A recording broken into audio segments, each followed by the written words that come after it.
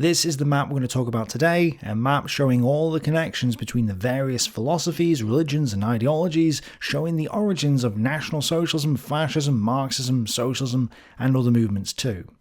Let's get into it. I've made numerous videos on these ideologies, but I realise that this information is spread out across my entire channel in videos stretching all the way back to 2018. So what I wanted to do was bring all that information together today, talk about a few things I've not yet mentioned, and map it all out so that we can see the whole picture on a visual level. And in mapping this out, which took a lot longer than I thought it would, and to edit this video was also a mission, I actually discovered something incredibly important that I didn't realise until this very moment. In fact, while some of my older videos are definitely proven correct by this, some of my older statements are also incorrect. So let's get into this because I think this will be very useful to us all. To set the scene, we need to go right back to before the beginning of the written word. Thousands of years ago, there was a group of people who spoke the same language called the proto-Indo-Europeans. These, as the name suggests, are the ancestors of the Indian and European peoples. They came from the northern Caucasus region, but also moved into the Middle East, so they had an influence on the religions in that region. Well, a few thousand years later in Greece, which is next to the Middle East, we have the father of philosophy, Thales. He's from Miletus, which is in direct contact with the Near Eastern civilizations, which explains why he believed that the earth floated on water, which is what the Babylonians and Egyptians believed as well. So I'm happy to make the connection with the Middle Eastern religions. Thales said that there was a stuff that made up everything, a world stuff, and he believed that this stuff that made up everything was water. Thales was shortly followed by Pythagoras and the Pythagoreans, who were a bunch of mystic hippies who lived communistically without private property. Theirs was a religion called Orphism, a mystery cult from the Middle East. Their god was Dionysus, and they thought man's soul was a fragment of Dionysus. They said that by living a pure life, man's soul can escape this earth, go back home, and reunite with God Dionysus, achieving true happiness and salvation. This, historically and philosophically, is the primary source of the soul-body opposition in Western civilization. After Thales and Pythagoras, we get Heraclitus, who was obsessed with change, and believed change required the existence of contradictions, things that are and are not at the same time. Everything is water, but water changes, and so it's not the same. You can't step into the same river twice, for fresh waters are always flowing in. This change was a contradiction, leading to a new becoming, as he put it. This would later evolve into Hegel's concept of Aufheben, the synthesis of two opposites which became reconciled in a new third position, the dialectic. And the struggle between two opposites is what Hitler described as struggle. For Hitler, struggle was the father of all things, which Videla says was inspired by Heraclitus, who said war was the father of all things. In this sense, the National Socialist worldview was heir of the Indo-European thought of Heraclitus and his world of perpetual strife called Polymus. In this worldview, the union of all entities in the universe formed a chaotic and undifferentiated mass called Hen, the One. In other words, the gatherer of everything. Hen was pure existence, a shapeless being. It was a seeming chaos of undifferentiated mass. Only the struggle, Polymus, allowed individual beings to be extracted from that undifferentiated chaos. Heraclitus and Pythagoras influenced Plato, who influences, well, everyone basically going forward. However, I need to point out that prior to Plato, Democritus and his teacher, whose origins we don't know, but he was probably taught by Pythagoras, founded the Atomist School, which helped pave the way to Aristotle, who is the father of logic and reason, although he was still a believer in some mysticism. Unfortunately, Democritus also led to Epicurus and his Epicurean determinism and hedonism, which would plague humanity for millennia to come. And I'll just point out here that the lines are only representing the major philosophical evolution between the various people, not absolutely every single connection. Obviously, Plato influenced Aristotle, who was his student, but Aristotle turned away from Platonism. So that's why I've not put a line between them. All these figures, and the ones we're about to get to, all influence each other to some degree, but I'm just showing the major philosophical connections as their ideas evolve over time. So for example, I read Plato's Republic twice when I was 13, but I'm not a Platonist. So if I was on here somewhere, I wouldn't draw a line between me and Plato because there's no connection there. But I would draw a line from Plato to Plotinus, a Christian who founded the philosophy of Neoplatonism.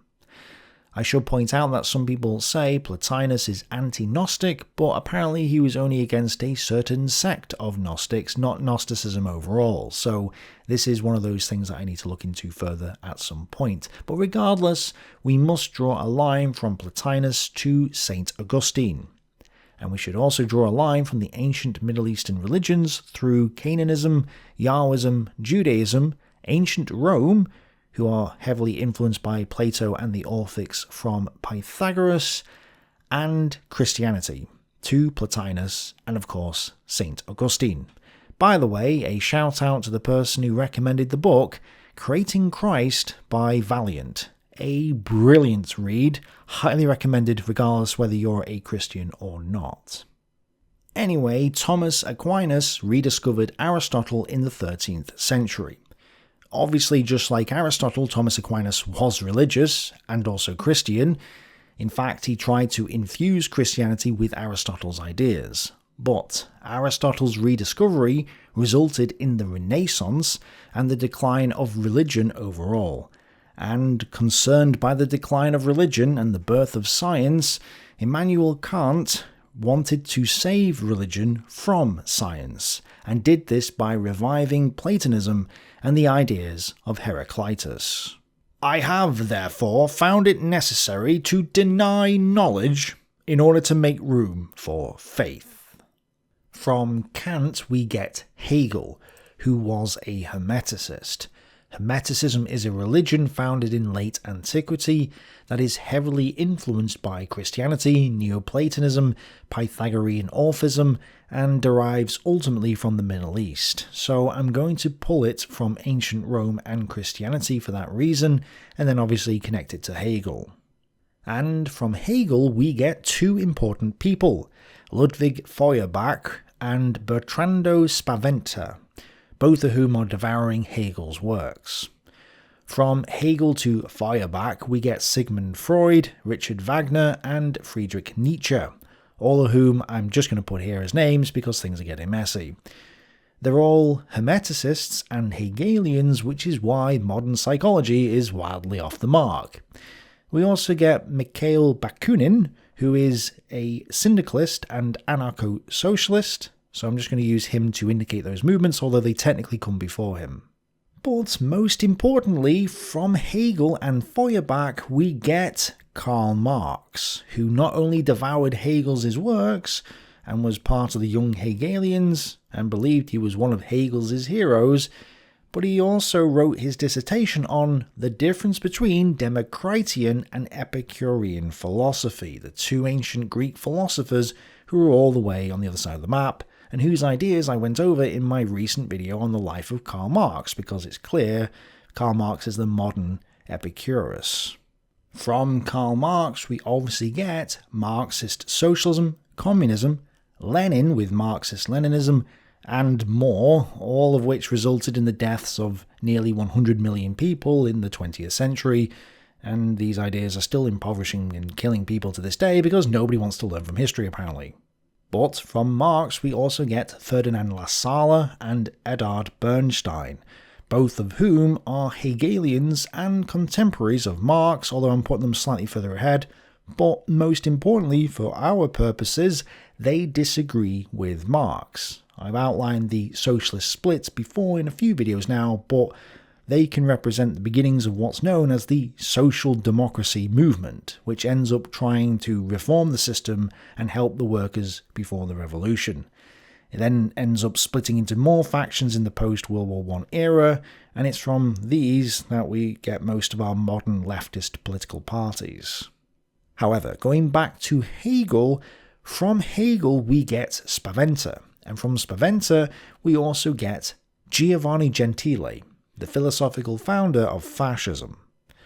From Gentile's actual idealism, we get Mussolini in Italy and Oswald Mosley in Britain, plus the fascist movement in general. But I want to just point something out here. Karl Marx wrote what's known as the manuscripts of 1844, and these weren't published in Gentile's lifetime. However, Gentile knew Marx's works so well that he was able to reconstruct the same epistemological conclusions of Karl Marx's manuscripts of 1844, as I say, even before they were published. That's how well Gentile knew Karl Marx's ideology. Also, Lenin and Mussolini were talking to each other. Mussolini and Mosley came from the socialist movement. My point being that fascism, socialism, and communism are all bouncing ideas off each other.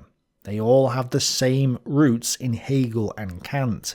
They're all collectivist ideologies competing on the same ground, and we can trace their origins right back to the ancient Greeks. So these aren't wildly different ideologies. They're all very, very similar to one another. Now, to set up the next bit, we need to go right back to the beginning.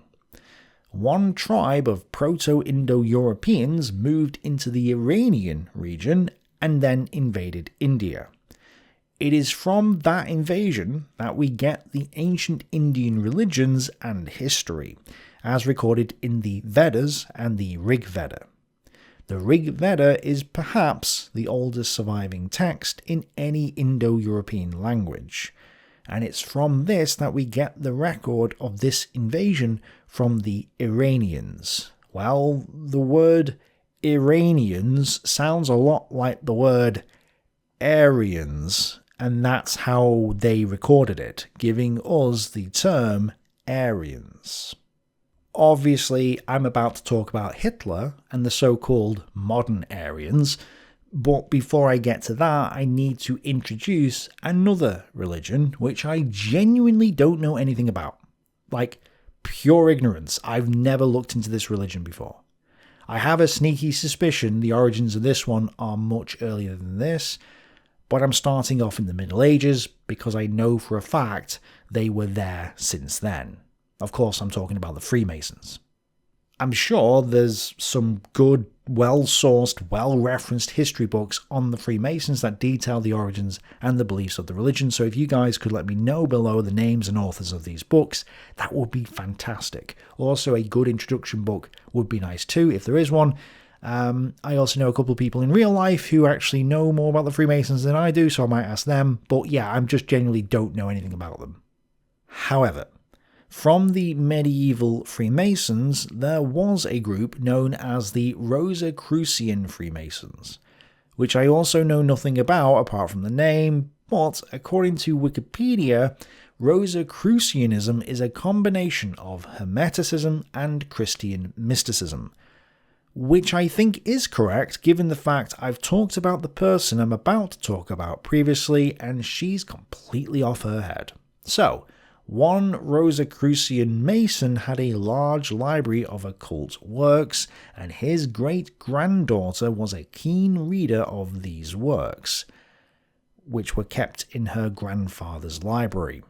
Helena Blavatsky spent many hours studying in her grandfather's library and would later invent her own superiors, which are what you call ghosts from the other side, apparently. So we have Helena Blavatsky coming from the Masons. She was a Russian mystic who read the ancient Indian Vedas and invented the Theosophy Society, which I talked about briefly in my Aryan religion video, but apart from what I said there, I also don't know much about it. From Blavatsky, we get Guido von List, who borrowed heavily from Blavatsky's works. In fact, he just changed some of the names of the mystical races she had invented and passed them off as Teutonic, effectively creating a Germanized theosophy religion. Guido von List's description of the Armannenschaft structure borrowed concepts from Freemasonry and Rosicrucianism. This is important because the ideas and symbols of ancient theocracies, secret societies, and the mystical gnosis of Rosicrucianism, Kabbalism, and Freemasonry were woven into the Völkisch ideology, which is Hitler's ideology. And just to hammer this point home, in September 1903, the Viennese occult periodical Die Gnosis published an article by List. Here, the author outlined the process of the universe's creation and illustrated its phases with the triskelion and swastika glyphs. The swastika that the National Socialists use comes from Guido von List, who got it from studying ancient Veda text and a load of other stuff. So there is a direct connection there. But it's worth pointing out that Helena Blavatsky also talked about the swastika and the Vedas, and Guido von List is getting his information from Blavatsky as well, so either way, it's coming via him to the National Socialist movement. He then creates the List Society in 1904, which then, through others I mentioned in my Aryan religion video, leads to Siebettendorf's Thule Society later on, which then leads to the German Workers' Party, founded by two Thule Society members, Anton Drexler and Karl Haarer. Hitler then joins the party and changes the name to the National Socialist German Workers' Party. So, let me just summarise that to make it clear. The Masons and Gnostic Rosicrucianism, plus the ancient Vedas, inspire Helena Blavatsky, who inspires Guido von List, the guy who first writes about the swastika in the journal Die Gnosis, and it's from him that the swastika comes to the National Socialist movement. It's also from List that we eventually get, through other people, the Thule Society, which creates the National Socialist Party, where Hitler is. And it's also worth noting that Siebettendorf was also gifted a library of occult works from the Masons, Rosicrucianism, Kabbalism, a Turkish religion, an Egyptian religion, Islam, and other Middle Eastern religions. I'm not going to connect it all on this map because it would just ruin it, but this guy is pretty much pulling from every direction. And so far, I've managed to keep the entire map clean with no real overlapping points. But that's about to change, unfortunately. So, let's just go back to Immanuel Kant again. From Kant, we get Houston Stewart Chamberlain, who wrote an entire book on Immanuel Kant in German, even though Chamberlain was originally English. Now, whenever we find limitations of this idea of freedom in Augustine, Luther, Voltaire, Kant, Goethe, we can be sure that an Indo-European reaction against the Semitic spirit is taking place.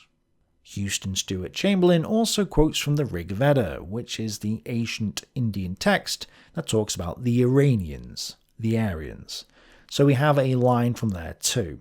Well, Houston Stewart Chamberlain was a popular author whose works were widely read in Germany. Hitler definitely read them, and Hitler even met the aging Chamberlain in September 1923, so this is a direct connection. There's a few other connections as well, although I'm not going to put them on the map as it would ruin it. Hans Gunther, the race pope, devoted an entire book to Plato.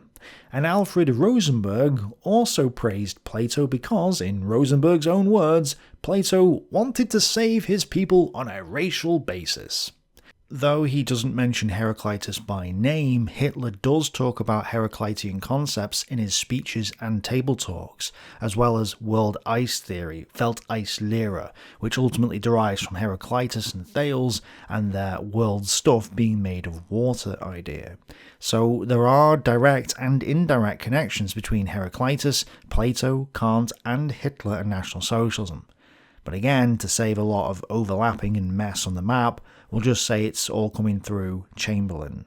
And we also have to talk about Lebensraum, living space in the East. Hitler did not get that concept from Houston Stewart Chamberlain or C. Bottendorf. That concept came from Rudolf Hess and his teacher Karl Haushofer.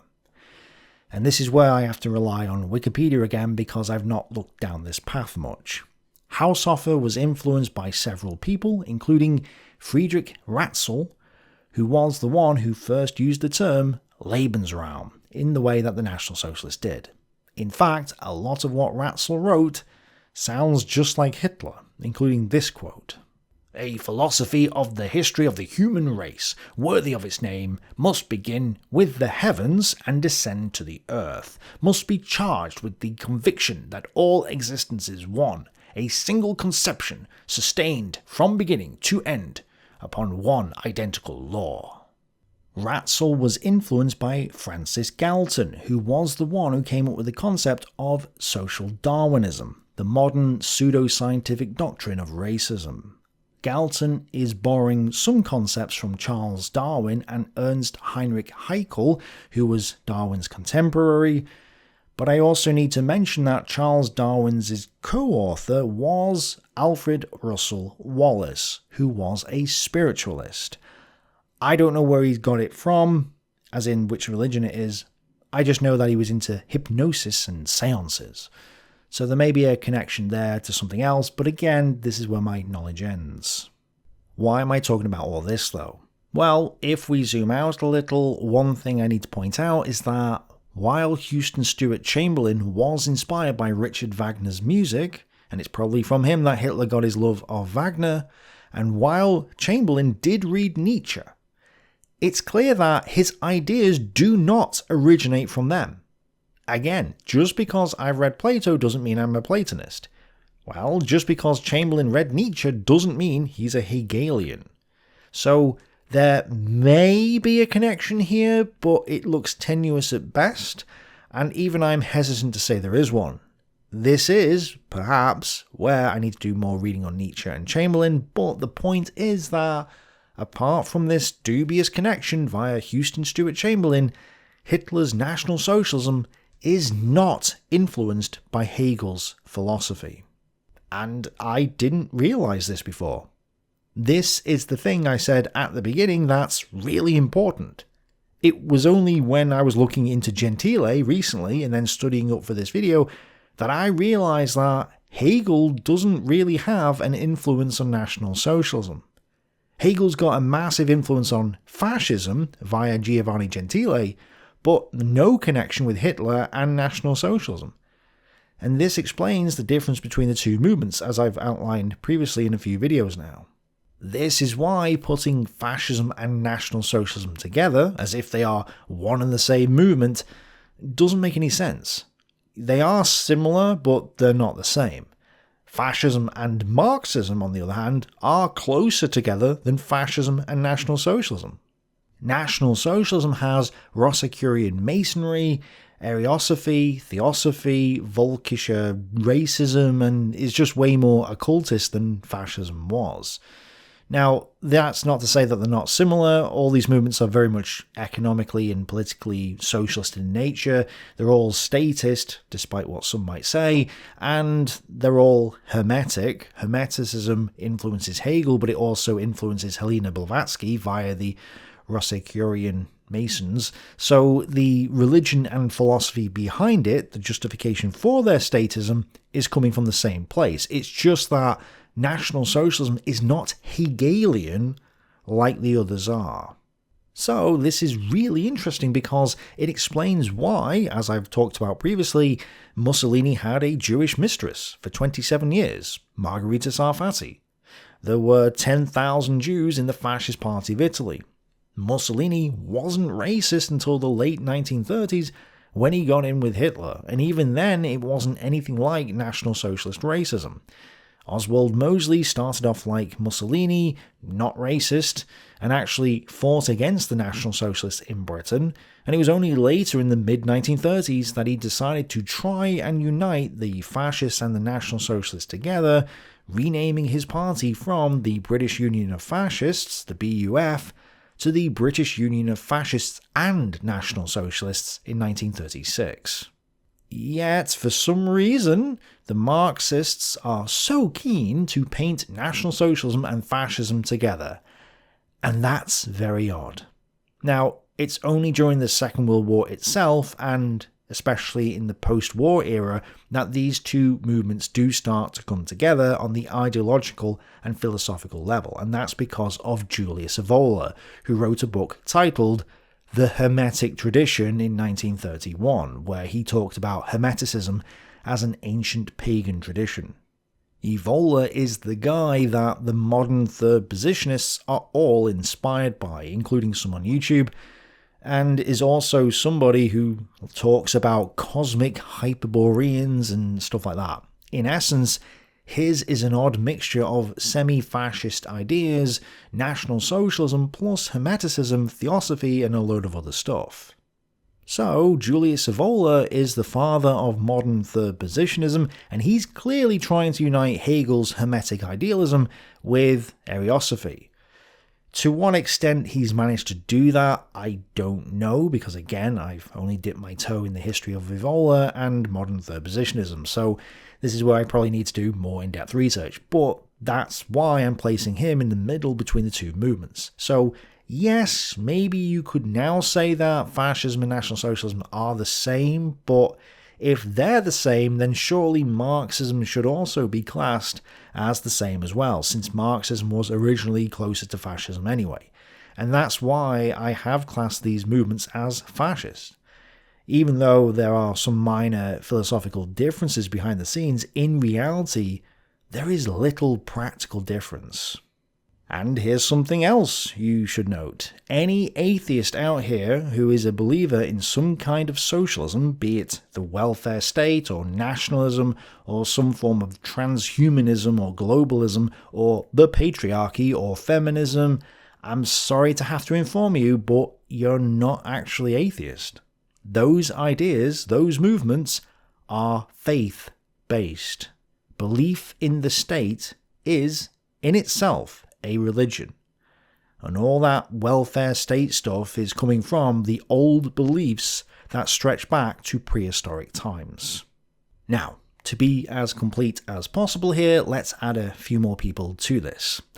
From the Christians and empiricists in the post-Renaissance era, we get Edmund Burke and the birth of conservatism, which was statist, remains statist, and has never been about low taxes or free markets. We also have John Locke, who's going to represent classic liberalism for us here, again getting their stuff from the empiricism and Christianity of old.